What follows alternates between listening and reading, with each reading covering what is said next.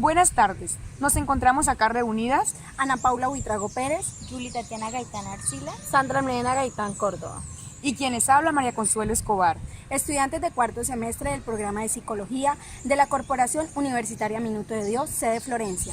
En el día de hoy daremos a conocer el capítulo 3, Sigmund Freud, Psicoanálisis, el modelo dinámico de la mente. del libro Teorías de la Personalidad debajo de la máscara, 8ª edición. Autores: Robert Sollot, John Wilson y Christopher Mond. Para iniciar es importante resaltar que, para el trabajo clínico inicial de Freud, fue fundamental el concepto de que la conducta observable es un producto disfrazado de los deseos del inconsciente. Algunos aspectos importantes del modelo de la mente de Freud en su teorización madura incluyen una imagen de los medios a través de los cuales la parte consciente de la mente permite a la parte inconsciente satisfacer sus impulsos de manera relativamente inicuas. Un modelo estructural de la mente que representa la guerra entre la razón y las pulsiones como un conflicto de agencias mentales. Un modelo secuenciado del desarrollo psicosexual infantil con implicaciones para la comprensión de la personalidad adulta y de la psicopatología. Una aproximación de la psicoterapia que resaltaba la meta de obtener insight sobre nuestras pautas de emoción, pensamiento, conducta, así como la posibilidad de cambiar. En los sueños como realización del deseo, Freud, con base en el sueño que tuvo su hija Ana cuando tenía 19 meses, pudo concluir que los sueños de los niños son expresiones más o menos transparentes de los deseos hechos realidad. Freud ya había llegado a la conclusión de que los sueños son estados mentales diseñados para el cumplimiento del deseo.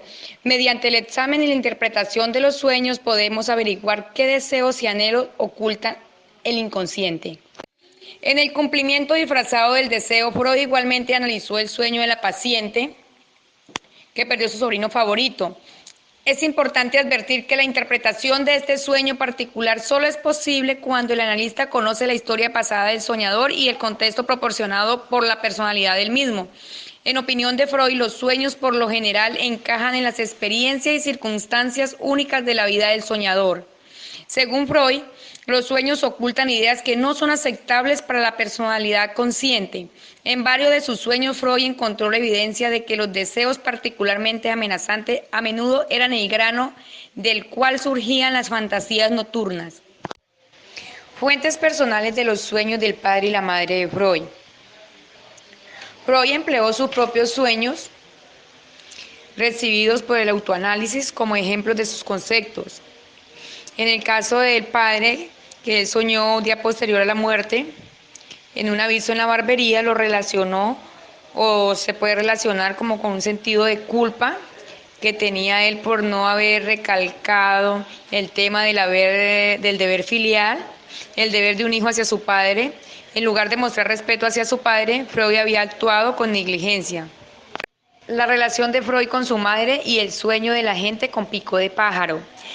Las extrañas criaturas con pico de pájaro trajeron a la mente de Freud la asociación de las ilustraciones de personas con máscaras de pájaro en una determinada edición de la Biblia, llamada la Biblia de Philipson. Contenido manifiesto y latente de los sueños, la máscara. El uso que le hizo Freud de la metáfora de la máscara es una analogía acertada para su distinción más técnica entre el contenido manifiesto y el contenido latente, el sueño. El contenido manifiesto superficial corresponde a la máscara, mientras que los impulsos disfrazados como criminales enmascarados reciben el nombre apropiado del contenido latente u oculto, por lo general. El soñador recuerda con facilidad el contenido manifiesto. En contraste, solo puede llegarse al contenido latente por medio de la interpretación cuidadosa del contenido manifiesto. Principio de la realidad. El infante ahora esperará hasta encontrar en su sistema perceptual preconsciente una clara indicación de la existencia de la realidad. Los niños harán un uso cada vez mayor de sus sentidos para buscar en el ambiente los objetos de satisfacción apropiados, con el principio de placer y displacer que exige el principio de la realidad. Existen dos procesos de pensamiento, el primario y el secundario. El primario se caracteriza por la urgencia con que se busca la reducción de la ignorancia hacia la realidad. El proceso secundario se caracteriza por un interés en las exigencias de la realidad y por la capacidad de postergar la gratificación. Como segundo tema tenemos los significados del inconsciente en el psicoanálisis. Según Freud, distinguió 3 formas en que se emplea el término inconsciente en el psicoanálisis. Como primero tenemos el descriptivo, que se define como la ausencia momentánea en la conciencia de ideas o sentimientos particulares que es fácil hacer conscientes a voluntad. Como segundo, el sistemático o topográfico, cualidad especial de un evento mental debido a las características únicas del sistema psicológico en que se origina. Y como tercero, el dinámico, que es la voluntad energética de las fuerzas en competencia y conflicto que impiden que una idea o sentimiento se vuelva consciente o que le permiten la entrada a la conciencia solo en forma disfrazada. Tenemos otros puntos de vista metapsicológicos que la componen, como el económico, el genético y el adaptativo, los cuales forman muy importantes de la metapsicología. Metapsicología de la represión. La represión es la forma en que el aparato mental enfrenta los impulsos y deseos de los que es imposible escapar. Los impulsos exigen satisfacción y cuando ésta se da, el resultado es el placer. Pero en el caso del impulso reprimido, algo sucedió con la idea de deseo, generando que la satisfacción sea tan desagradable y que la única manera de manejarla sea desde la negación de su existencia. Con todo esto se puede decir que para que un impulso se someta a la represión es necesario que su satisfacción sea al mismo tiempo placentera y desagradable. Las pulsiones del inconsciente. Términos como excitación, impulso, deseo y tensión, que datan casi del principio mismo del trabajo psicológico de Freud, fueron reemplazados en sus trabajos posteriores por el término pulsión. Freud delineó con cuidado 2 distinciones entre estímulos y pulsiones. Señaló que los estímulos físicos inciden en el organismo desde el ambiente externo, mientras que los impulsos pulsionales se desarrollan dentro del organismo.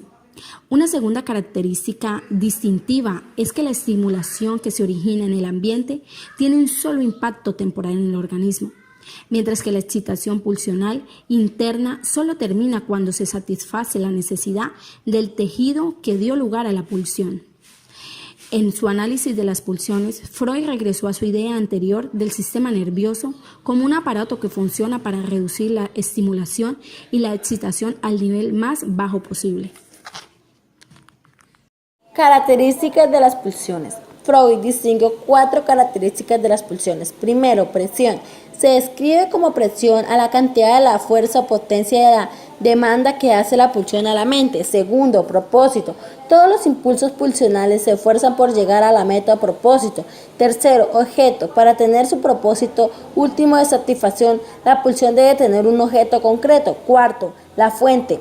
La fuente de sus pulsiones reside en los procesos físico-químicos del cuerpo. El modelo estructural final de la mente. 3 modelos que incorporan todas las funciones mentales son el ello, el yo y el superyo. El ello no conoce juicio ni valor, no hay bien ni mal ni moralidad. Todos sus procesos son dominados por el factor económico y, si lo prefieren, cuantitativo, que está íntimamente ligado al principio del placer. El yo es el brazo del aparato mental orientado a la realidad, aunque al mismo tiempo responde a las condiciones internas. Y el superyo es el heredero del complejo del Edipo. Evaluación del psicoanálisis teórico. Aquí mencionamos algunas de las contribuciones perdurables del trabajo de Freud. Primero, estableció que muchos trastornos que antes se consideraban orgánicos en realidad tenían causas psicológicas. Segundo, demostró que la psicoterapia verbal o cura por la palabra puede ser una forma de tratamiento psíquico. Tercero, su trabajo indicó que además del pensamiento consciente, también pueden ocurrir procesos mentales inconscientes. Cuarto, su trabajo señaló la importancia de las pulsiones, en especial de la pulsión sexual, en la estructura humana.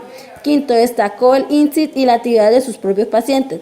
Sexto, muchos de sus conceptos, como el de la transferencia, contranferencia, mecanismos de defensa, son útiles y tienen relevancia mucho más allá de los confines del psicoanálisis.